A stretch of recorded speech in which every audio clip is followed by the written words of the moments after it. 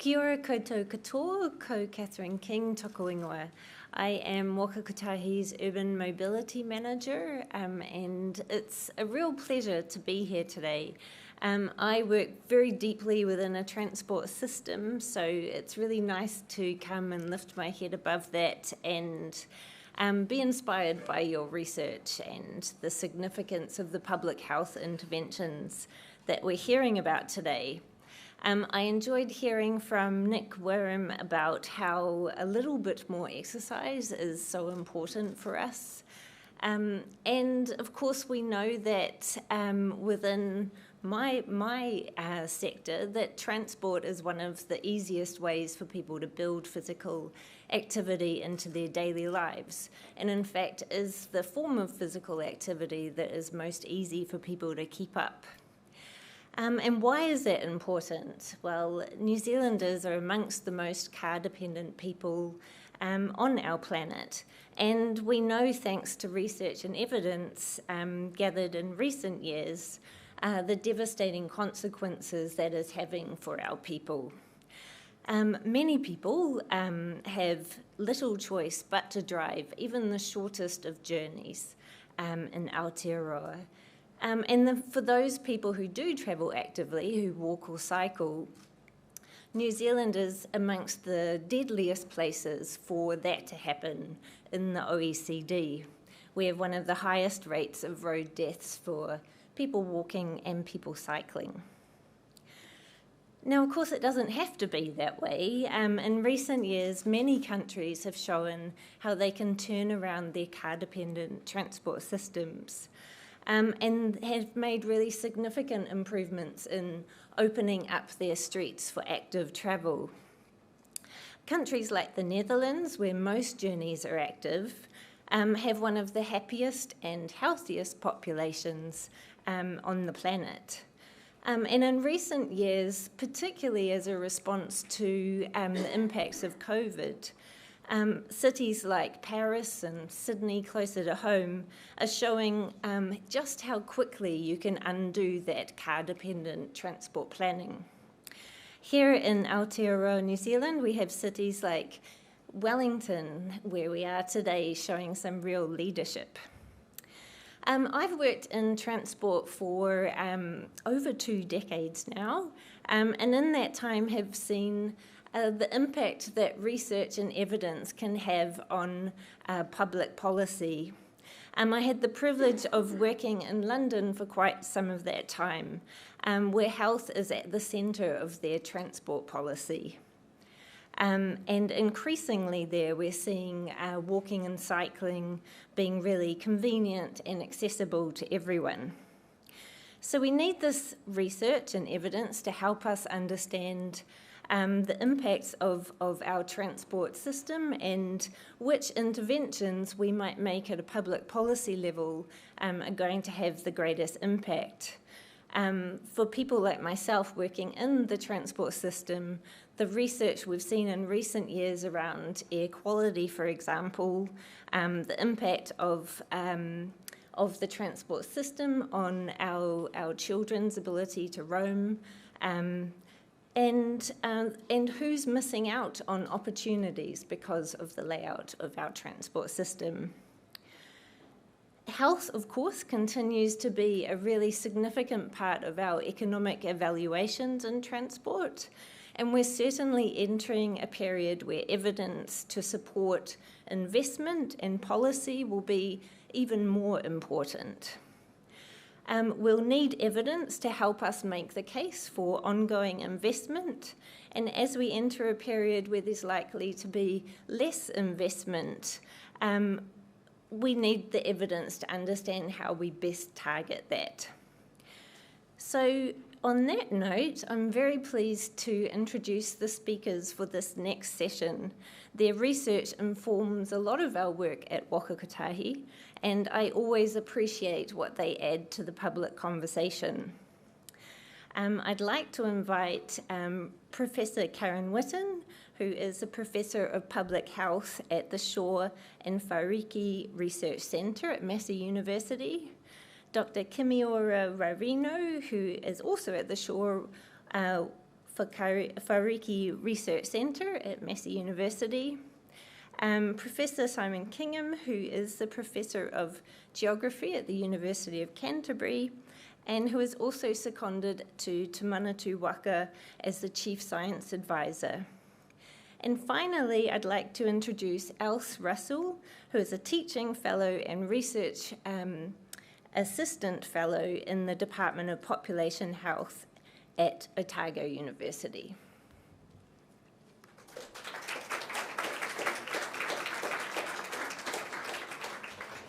And Kathryn, as you sit down, our team would really like to acknowledge you, because this is a health audience, and many people here will just not know what a huge contribution Kathryn has made over the last decade to active travel in New Zealand. And it's been a very tough role, and it's getting tougher. So we just really appreciate the work that you and your team have done.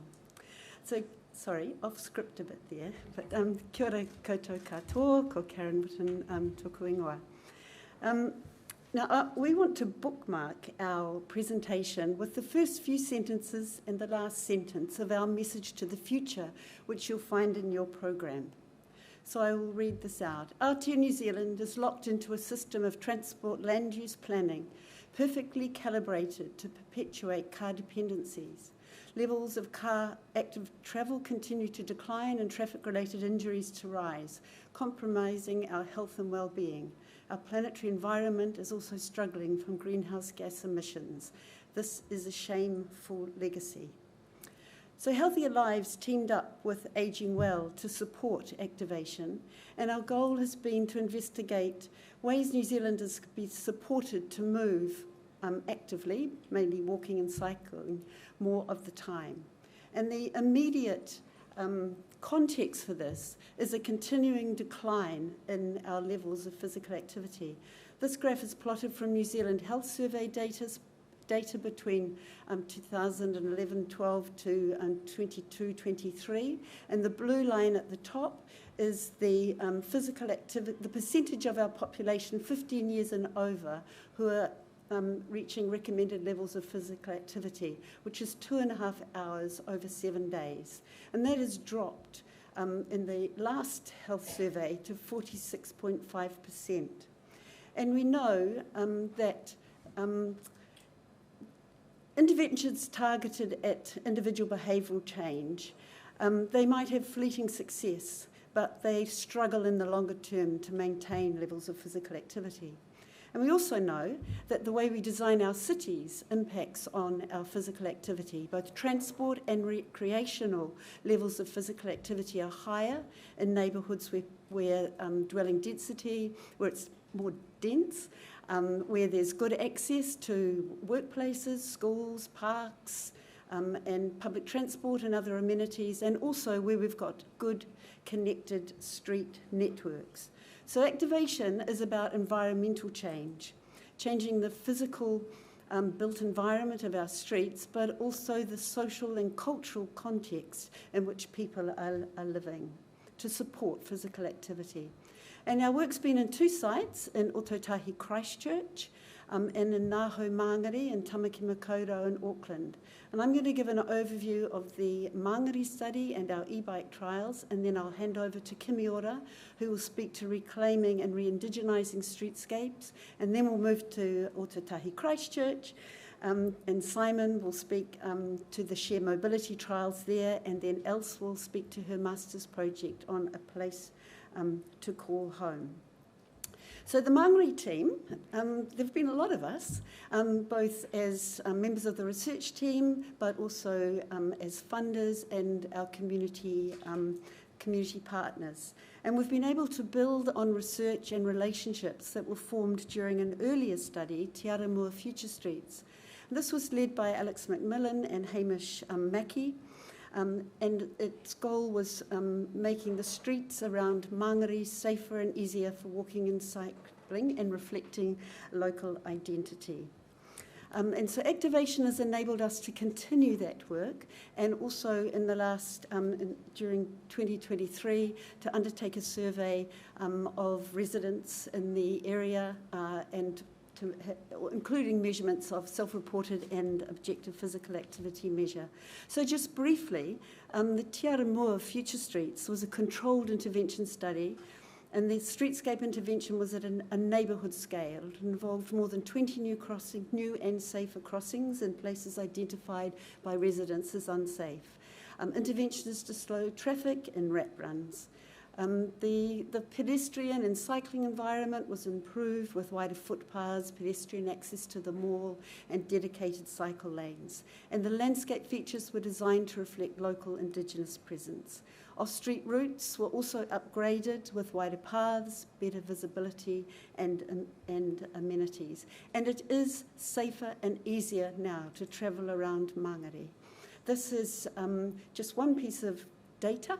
It's based on 4 days of video footage taken before and after the intervention, and the heat map, the pink and purple splodges, indicate the numbers of close encounters between pedestrians and vehicles. And you can see that after the intervention, there are fewer encounters, and those that did occur were occurring in less dangerous places. And this is a graph from a paper led by Jamie Hoskins, one of our colleagues, and it looks at the post-intervention reduction in speed in local roads, and comparing the local streets in the control area to the intervention area. We saw an 8 kilometre per hour reduction in traffic speeds in the intervention area. But the big question is, has physical activity changed? We've only had our 2023 survey findings for about 2 weeks. And our colleagues Melody Smith and Bert van der Weer have put in a great effort to manage us to give us some very, very preliminary findings for today.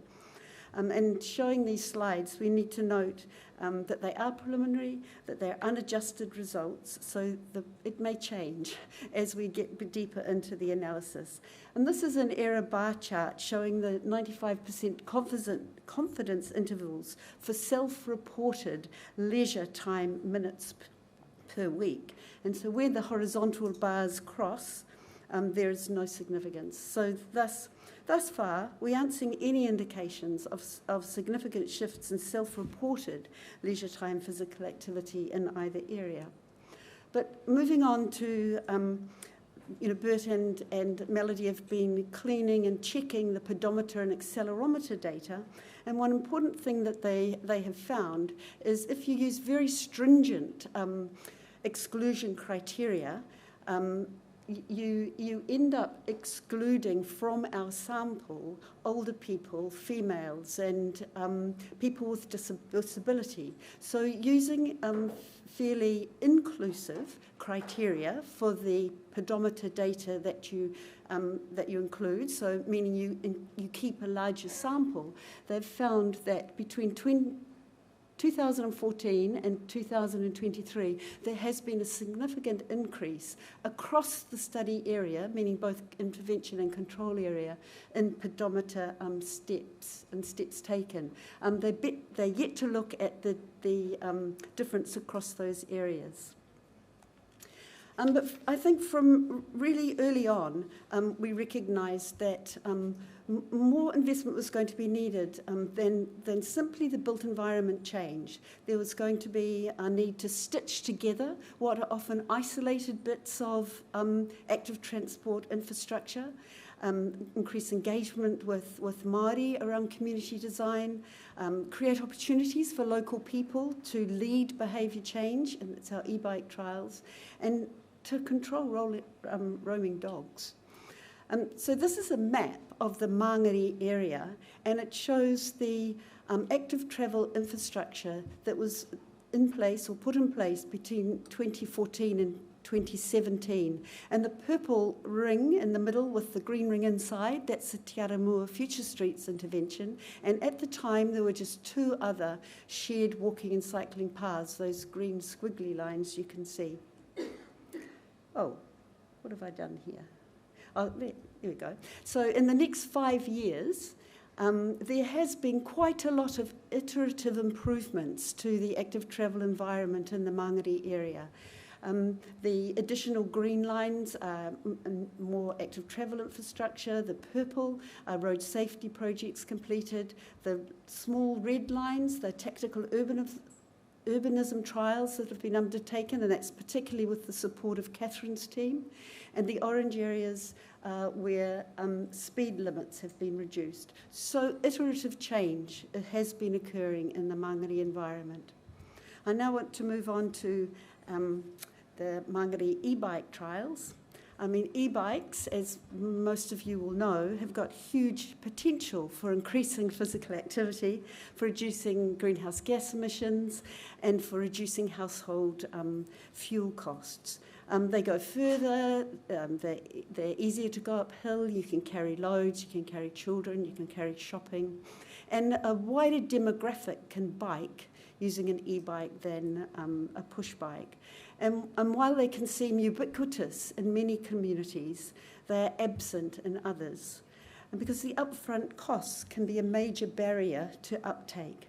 So we've partnered with a community organisation, T, who you see here, to trial e-bike use in Māngere. And we've undertaken a series of 3 trials. The first, stage 1, we called Give It a Go trial. And for this one, rideshare companies loaned us bikes, and T ran 4 evening skills workshops. And there was great enthusiasm for more opportunities to ride e-bikes in the Māngere area. And it was an area where the e-bikes were absent, not visible at all. So our stage 2 trial, we called e-bikes in everyday life. And in this trial, 40 residents had access to an e-bike for 3 months. And the bikes, the helmets, the panniers, the locks were all funded by Auckland Transport. And T provided skills training.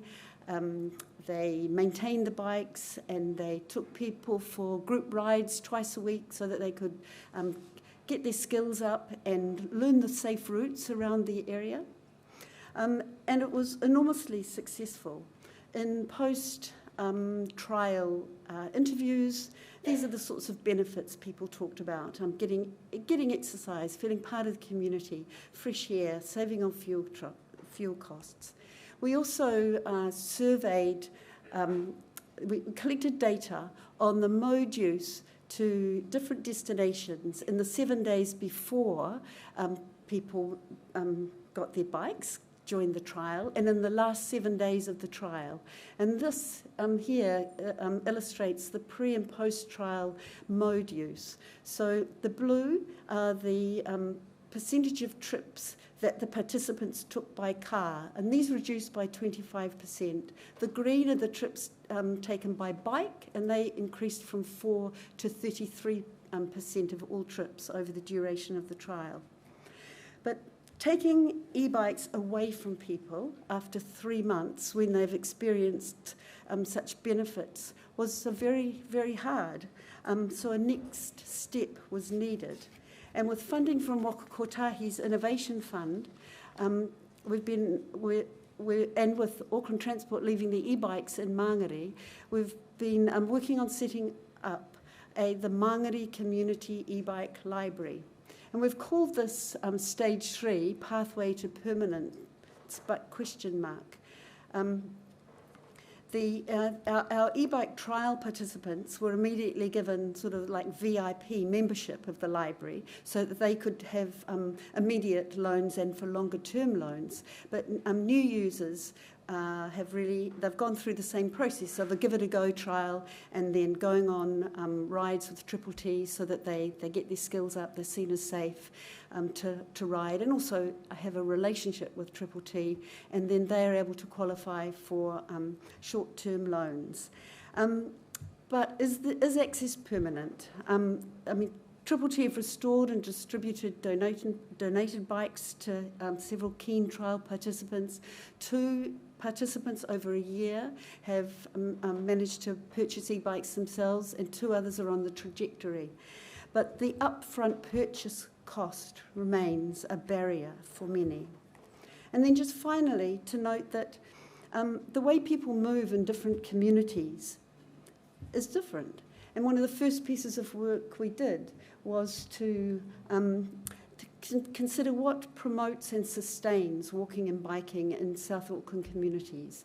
And we found that health is often an initial motivator for people to get active, but being in a group, having fun, connecting socially, sharing kai, were all the sorts of activities that sustained activity.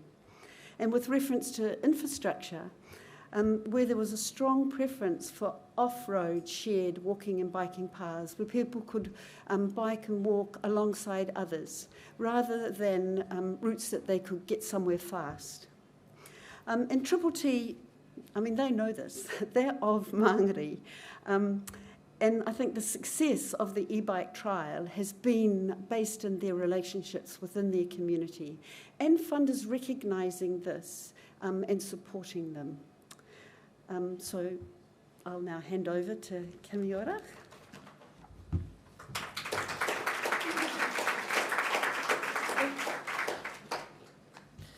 Tēnā koutou katoa e hui mai I tēnei rā. Ai, ko Kimiora Raerino tō ingoa.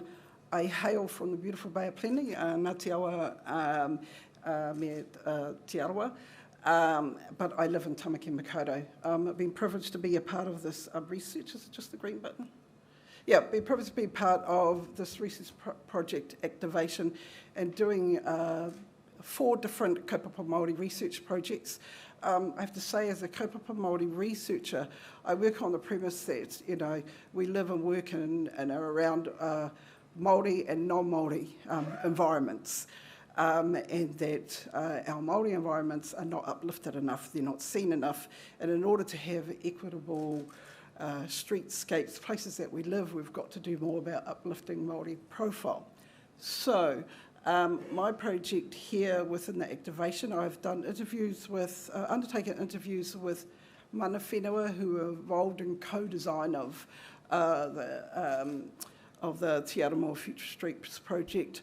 I have interviewed kaumātua who everyday experiences of the project, general Māori population, and then the one that I'm talking to you about today is a photo voice where we've actually asked mana whenua living in mana whenua ki Māngere how they see their community and how they see their faces in their community in terms of if we really are looking at how our communities look and feel for Māori and our well-being, how do we see ourselves in our community? How do they uplift our wairua, our belongingness, our pride in our community? So I was able to engage a mana whenua group of 10. I started off with 20. 16 turned up for our hui that we had at Pukaki Marae, and 10 stayed. As a kaupapa Māori researcher, I'm well used to this. I actually wanted 10, so good score. The project was to take to empower our participants to take photos of their community and how they see their identity in their community. So I said, take 10 within your community, how you see either iwi identity or Māori identity, and then take 10 from outer areas. Probably out of my group of 10, only 5 probably followed those instructions to the rule. I'm also used to that. The instructions were to take photos of cultural landscapes as well. So just a quick explanation of cultural landscapes is they're more of the things that have been placed in your community, like art installations, like native plants and all those kind of stuff. So Rau and I, my co-researcher, we had a hui at the marae to explain what the cultural landscapes were and to go out and have a look. And they all loved it. They all loved the project, and I've got great reviews about how it sort of opened their eyes to how their communities looked. So all the photos that I've got here what have been taken by my participants, my Māori photographers. I must say that I got 100 photos, and I'm showing you probably about 8 because we just don't have time. But later in the year, we're having an exhibition out at Ihumātao with our photos, photographers and photos. And if you're out that way, connect with me and come along and have a look. Okay, So the brief for the Te Aramoa Future Streets project was about the reflected cultural identity. I'll just focus on the last line there. And so how was cultural identity reflected? I've got 11 there, but like I say, it turned down to 10. And I must say, which was really cool, is that I got an intergenerational group.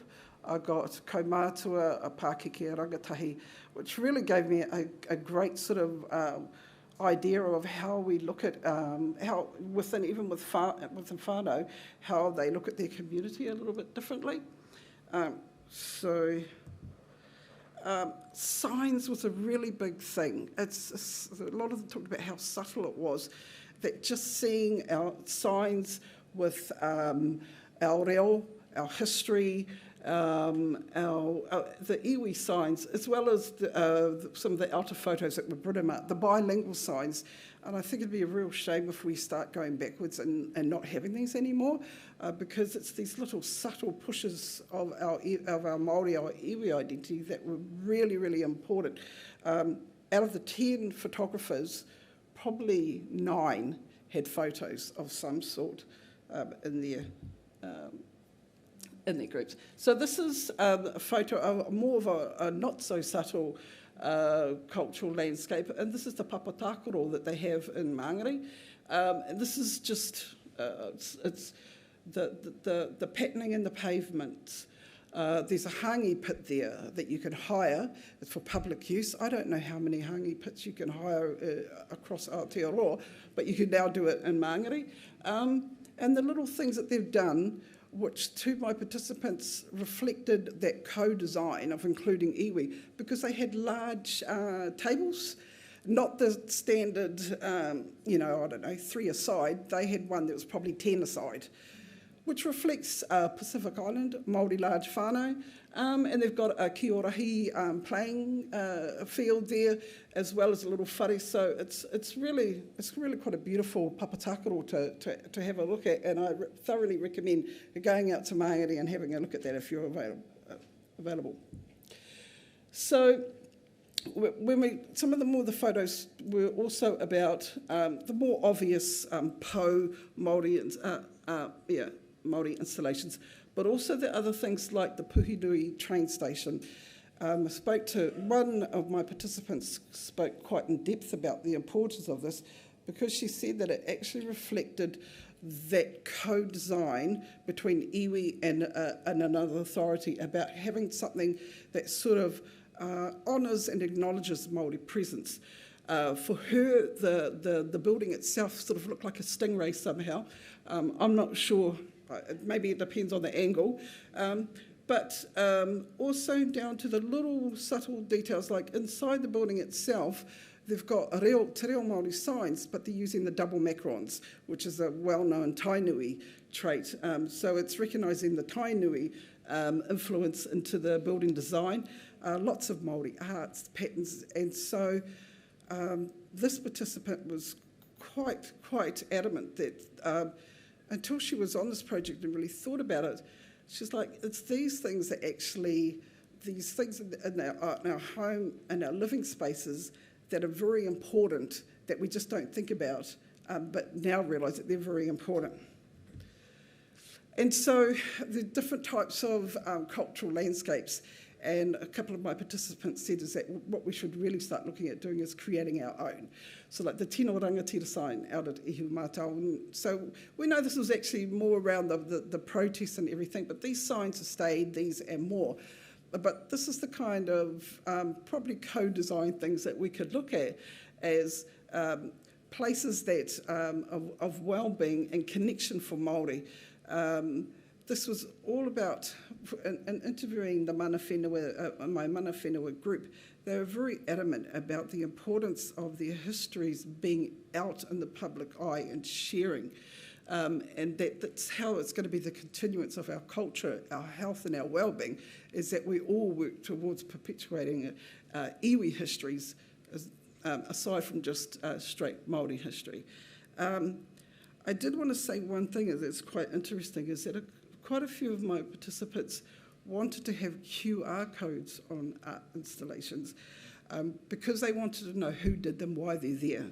And it might not look right, but it was actually quite interesting because this morning when we walked here and we looked at the art installation on the pavement here, where it had the green hedgehog thing and the pink thing. And I say the pink thing because in our rōpū, we were trying to decide what the pink thing was. And I think we decided it was a sheep. But if there was a little QR that we could have scanned.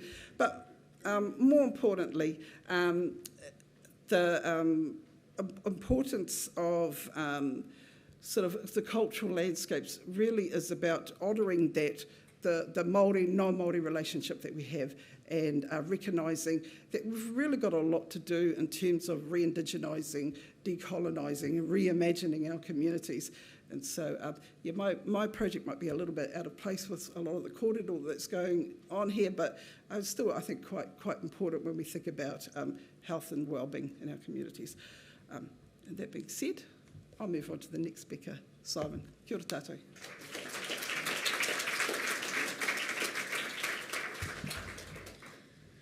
Yeah, my name is Simon Kingham. Just to quickly introduce myself, I'm a Professor of Geography at the University of Canterbury. I'm also Chief Science Advisor at Ministry of Transport, but it will be very obvious that I'm not speaking with that hat on today, and I'd like to apologise. No, I don't want to apologise, because it's something to do with it. Our team's quite a big team. I think one of the interesting things is it's quite a young team, a lot of new and emerging researchers and some students, and quite a lot of these are not funded by the project, but when the project started, people were kind of engaged by it and kind of wanted to join it, funded either elsewhere or unfunded. We have an advisory board as well, Kimiora City Council, Ministry of Transport, Waka Kotahi District Health Board, and then starting with Matapopoli, who are the urban design advisors for Ngāi Tahu in the rebuild of Christchurch. Subsequently, they were replaced by Ngāi Tahu Property when there was a change in personnel. So we've got a really strong advisory group who've helped inform the project, and it's gone along. Our project has two study areas. One is a retirement village, Arvida Park Lane, you can see down the bottom left, and the other is a social housing project. I'll tell you a bit more about them both. They're both just on the edge of the central city, so walkable to the central city. And I guess that's relevant because that's what we were trying to study, communities who were within striking distance of the city. The social housing project is a new development. It was a rebuild after the earthquakes, 90 properties of various sizes. But one of the key features in the context of this project is they have shared green spaces, and they provided them with shared e-bikes and shared electric vehicles. It was only opened in 2021, and this project also included 60 adjacent properties, social housing projects, who had access to the vehicles as well. The second one is the retirement village. It's a life care village with 79 independent living. It also has a number of shared spaces, so they're much higher density than the traditional ones in Christchurch. They have shared gardens, no private gardens, or very few, shared workshops, shared lounges. They have shared breakfast, as I went along and found out. But they also provide 16 electric cars. They strongly disincentivise the tenants or the residents from taking their own car. Originally, they used to charge them $1,000 to park it and provide a free electric car. That was a very strong incentive to sell your car and use the free ones. You didn't pay anything for them. You could book them as much as you wanted. So not surprisingly, they've got fewer cars on the land, which means they can have more buildings and therefore make more money. So it's a good financial decision for this company. And it was also very recently opened in 2020. So what we were looking at is, we'll talk about shared transport. So this is about shared transport. In theory, it lowers the cost of getting around because the vehicle is used more by more people, and therefore you're not paying those overheads that you build and then use a car 10% of the time. These vehicles are used much more. It gives people access to a wider range of travel options. So the social housing, they have bikes and cars. At the life care village, they have different types of vehicle. And some of the residents asked for a tow bar so they could take their e-bikes on holiday. That was provided. So there's big vehicles, small vehicles, etc. So it gives people a wider range of travel options. It therefore also results in more diverse mode use because people have to make a slight decision to take a vehicle rather than just automatically getting their own. It's not a big disincentive to book one, but it means people can therefore may choose to walk or use the bus, and we know that that actually happened in this project. And theoretically, it therefore reduces access difficulties. And this project was really trying to look at some of these and see whether they actually happened in the New Zealand context, because we don't really have many shared transport in residential developments like we do in these two. So our two research cohorts, we've got the social housing tenants, we've got the older adults, and then the social housing tenants had access to free bikes and they had to pay for the cars, but not much. and the older residents, the older adults, had free access to electric vehicles. In the social housing project, it was opened with great fanfare. When the development was formally opened, it included these e-bikes, and there was ministers there, and it was all very fancy, and they were located out there, and the tenants were very excited. And sadly, in a few weeks, they were badly destroyed, not by the tenants, but by somebody walking past one night, destroyed them all. And the social housing development took the decision that it was not, that providing transport is not their bread and butter. And so they were not going to replace them or repair them. They'd been kind of given them, but they weren't really paying for the upkeep. That was unfortunate. Fortunately, Lime came along and said, we will provide up to, they said at the time 10, but they provided 6 bikes for free at zero cost. They maintain them, they run them, and they're located on the site, and every resident has the right to use them completely free. They actually made them look slightly different, so they were old Lime bikes. They now put new ones in, brand new ones. So they're using exactly the same bikes, but they're branded OCHT. So that's the tenancy manager driving around. She loved those bikes. And so they have had those bikes for over a year now, completely free for them to use when and where they want. The shared cars at the Park Lane Retirement Village, you can see they're all electric or hybrid. They are different models and types. So there they are. And on the right, the social housing project had 2 Zilch powered cars. Unfortunately, that was a trial. That trial has ended, and those cars are not there. And like Karen said, there's great disappointment when you run a trial and then you take it away. Fortunately, with the bikes, Lime have committed to keeping them going. In fact, they are supplying them in another development. So I really want to thank Lime. I think we kind of think they're a big corporate and American, and they've actually been really good in this project. So I think they've been great. So we've really got our final partners, our Park Lane, OCHT, and now Lime as well. We've done 3 surveys. So we did surveys at the beginning, 2021, 2022, and 2023. At 2021, there weren't many people living in either development because they were brand new. So we've really got numbers have increased as we've gone on. We've now got 1,200 responses from those 3 surveys. We've done the communities and also control groups, which I won't go into detail about, but they are similar groups, but not living in the 2 developments with the shared vehicles. We've done interviews with the tenants of the social housing residents and the older adults. We've also done interviews with people involved in providing the shared mobility and people involved in broader urban development. I'll explain why a bit later. We've been producing these, so we've used an illustrator, Yasmin El Orfi, who's done these, so we provided these for the tenants. And part of the drive for that was we suspected that in a social housing project there would be lower literacy, which has been proven to be correct with our results, and so we wanted to produce the results in a way that we thought they would find more useful and interesting. We also ended up doing ethics like this, and if anyone's interested, come and talk to me afterwards. We did that, but it's really interesting in providing the ethics graphically rather than a 14-page document, which I don't think anybody really reads, if we're honest. We know that there were some transport difficulties. This one is for the social housing project. We can tell because it's the same shape. The building is designed to be the same shape as their development. So we know that some people, 7 out of 10 times, could not access things as a result of transport issues.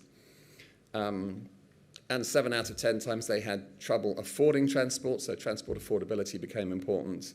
In the Life Care Village, it was 1 out of 4 reported difficulties affording transport. So again, slightly different image, which tells us that that's their development because it's shaped like their development. In terms of access, with the interviews, people said this is one of the social housing developments. Having the e-bikes is good because it gets you a lot of places that I would normally have had to take a bus to in the past. And, actually paying for a bus fare in the past was actually quite expensive. It means it's opened up a lot of opportunities. One other thing we did with this, we used the data to analyse the impact of half-price bus fares. And so we did it with all the social housing tenants who completed our surveys.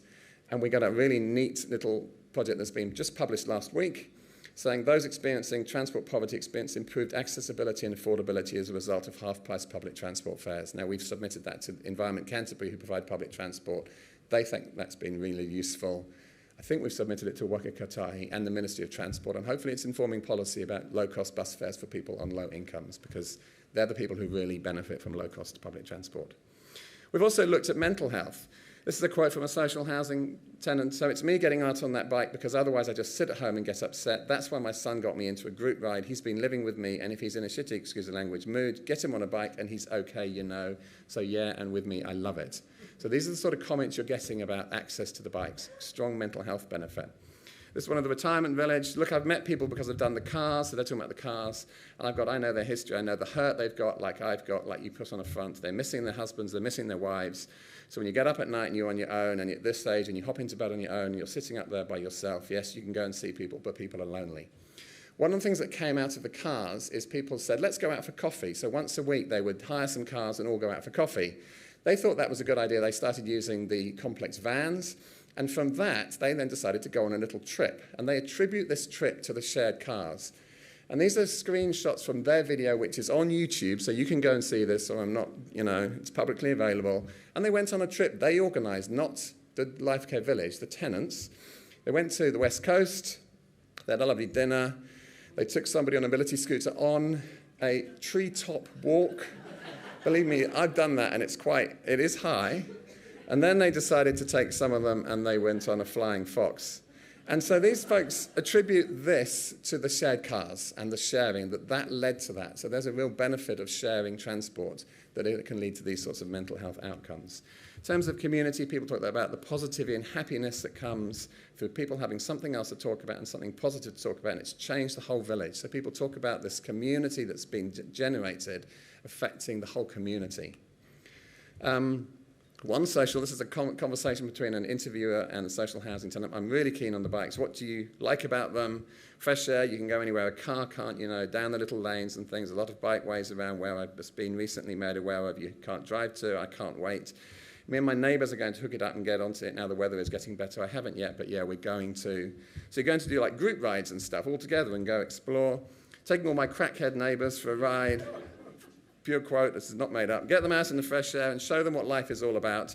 That sounds terrible, I know, but it might give them some kind of inspiration to get healthy again, So cool stuff happening because you provided shared e-bikes at no cost to the taxpayer, may I add. A small cost to Lime. It's not perfect. We know there are tensions. Some of them talked about there was an issue. I should be able to use it. It just annoys me. This one lady was saying it's their shed, it's not their shed. Anyone can use it, and yeah, she's making it. It's their shed, and it's not their shed. With all this conflict, I don't know, blah, blah, blah. We don't feel comfortable going in and out of that shed.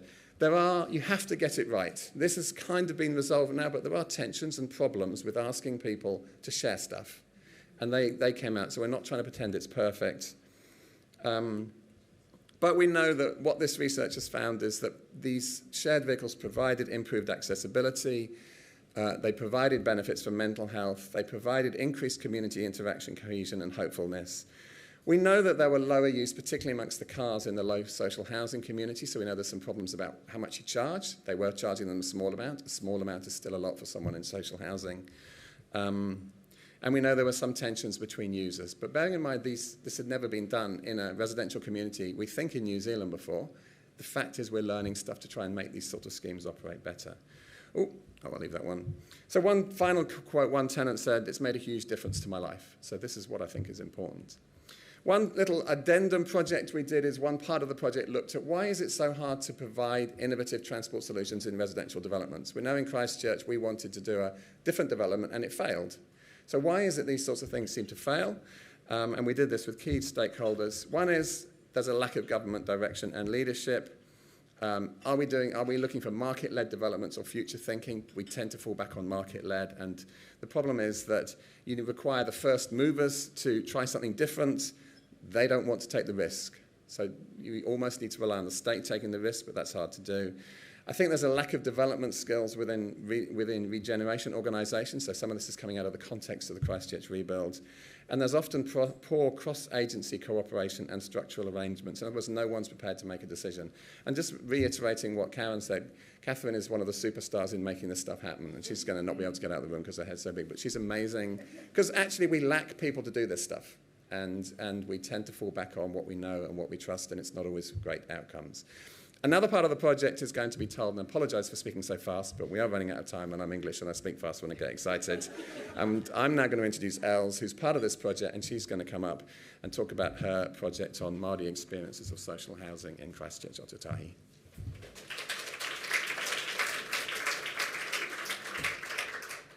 I'll try to be quick, so. Kia ora koutou, ko Els tukuingoa, ko Ngāti Maru ki haura ki te iwi.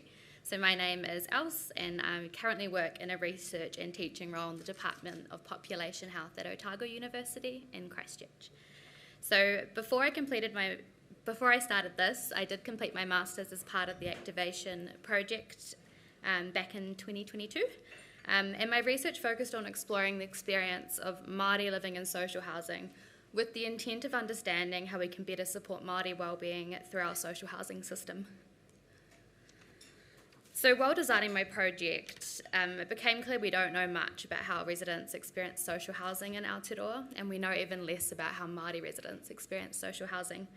We know Māori are overrepresented in housing need, as reflected in some of these statistics. And we also know that Māori are underserved by conventional housing, which often doesn't support wellbeing as informed by Māori principles. So to understand the experience of this housing further, I designed a research process informed by a kaupapa Māori methodology and interviewed 12 Māori residents living in social housing across Otago. Those participants had already completed the first round of the activation survey and had indicated that they identified as Māori and were also interested in participating in further research. And across that, they were living across, I think, 8 different complexes across Christchurch, so not all focused on the Brougham Street development. So I'll take you through a quick look at some of my findings. So in short, findings indicated that experience was influenced by 3 levels of interaction that occurred between the resident and their house, the housing complex they lived in, and finally the wider urban environment of their city.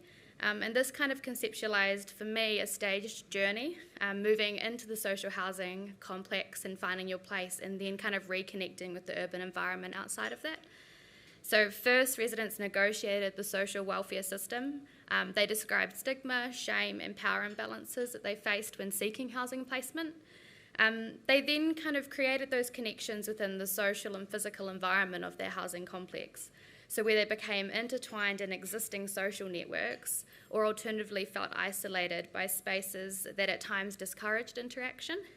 So finally, residents moved into the wider urban environment and engaged with the people and places outside the borders of their housing complex. So I want to quickly focus on that now and the role that transport plays in enabling that access. So I shaped the finding around the idea of access, and this came through the conversations I had with participants who had not been able to find social connection in their housing complex, such as Taika, who stated, "I'm a single male Māori that lives by himself. In the Māori culture, we actually like being with people, so if I volunteer doing these things, I'm with our people, and I'm not alone with that isolation." And I found that quote quite moving, because this was someone that had been placed in this complex that at times can have up to 90 different people living in it in different houses, and they hadn't found connection within that. So for residents like Taika, accessing the urban surroundings was important for their wellbeing. So on this slide, I've also illustrated the places that residents told me they went. So it included essential services like healthcare and supermarkets, but we're predominantly focused on accessing places of connection with people. So attending marae, volunteering within the community, and seeing or caring for whānau members were all activities that they travelled to using different transport modes. So how were they accessing these places? So residents I spoke with, all 12 of them, were using nearly every form of transport I could think of. But these choices were often narrowed due to various access barriers. Private vehicles were prominent and relied on by residents who had mobility concerns or those with time-sensitive commitments, but many of these residents discussed a desire to be able to access other forms of transport that supported their mobility. Buses were also generally well liked and provided an opportunity for social connection in themselves. I had a few tenants say that they got the bus because there were other people on it for them to engage with. However, they've still termed costly and didn't always cater to diverse mobility needs. So one resident told me that the buses would get a thrashing, but only once he received his gold card. Active travel options, I will say this was before bikes were introduced at Brougham Street, so keep that in mind.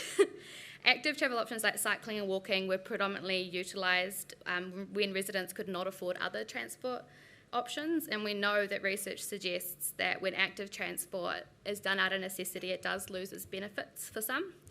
And shared transport was an interesting one to talk about as well. On the whole, residents agreed collectively that we needed to shift towards a more sustainable transport system and more sustainable transport choices. However, it was a shift that they were unable to be a part of. So shared transport was discussed by many as inaccessible in the social housing setting due to pre-existing barriers. And the introduction of bikes came afterwards, so it would be interesting to know if they felt like that had alleviated some of those concerns. So looking more broadly at the comments residents made about their journeys, there were some clear commonalities. Transport choices were broadly governed by cost, mobility and technology. While the residents I spoke to were interested in making different choices, they didn't feel like they were always available to them. So these barriers not only limit where someone can go and who they can see, but also how they support their wellbeing in hauora. It was these three aspects that the residents I spoke with wanted addressed. So in summary, Māori experiences of social housing is a journey. It navigates interaction with different scales of the environment, and this journey is a negotiation that unfolds between a person and the systems and infrastructure that surround them.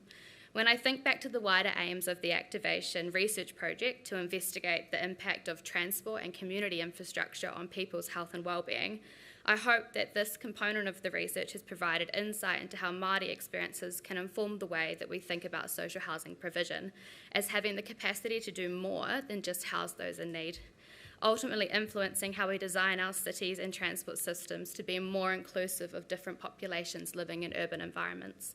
More broadly, when it comes to supporting Māori transport mobility, Māori need to be at the table in that decision making. So improving the access that social housing residents have to transport provides an opportunity to improve wellbeing. When we consider the number of people we'll see move through our housing support systems, being able to better integrate complexes and resident communities into our wider social fabric is something that we should strive for, and transport is just one enabler of this. Kia ora.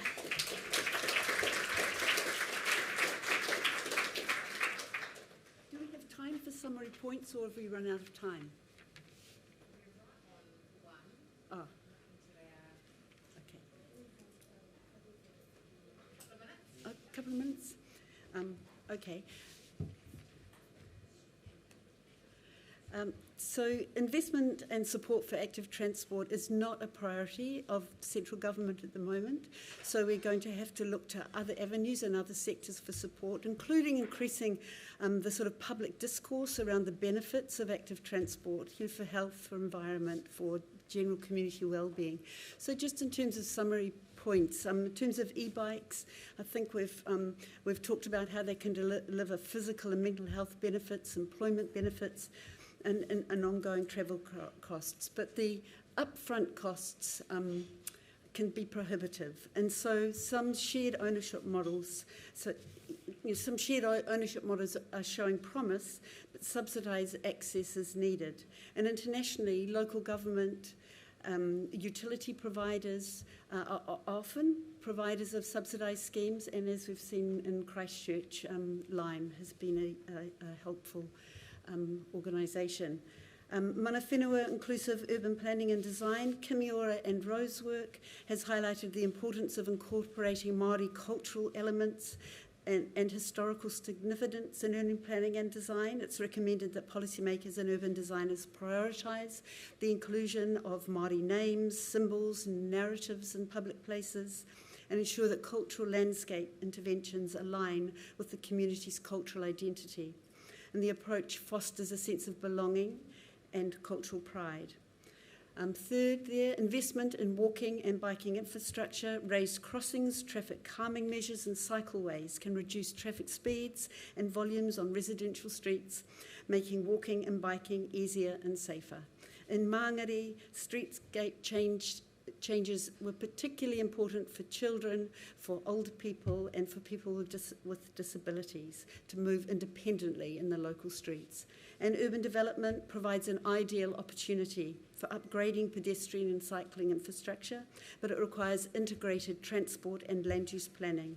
Learnings from the Christchurch post-earthquake recovery process identified the need for leadership and innovation to shift the dial on active travel. And in our Māngere development, our case study, which we haven't actually talked about, there was a strong desire for interagency collaboration between housing and transport, and there were some structures in place.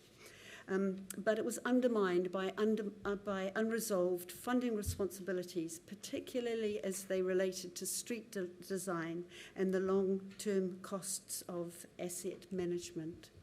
So just to finish, the final sentence of our message to the future: to forego the habit and convenience of car dependency is a choice only possible where alternative ways of moving become easy choices for all.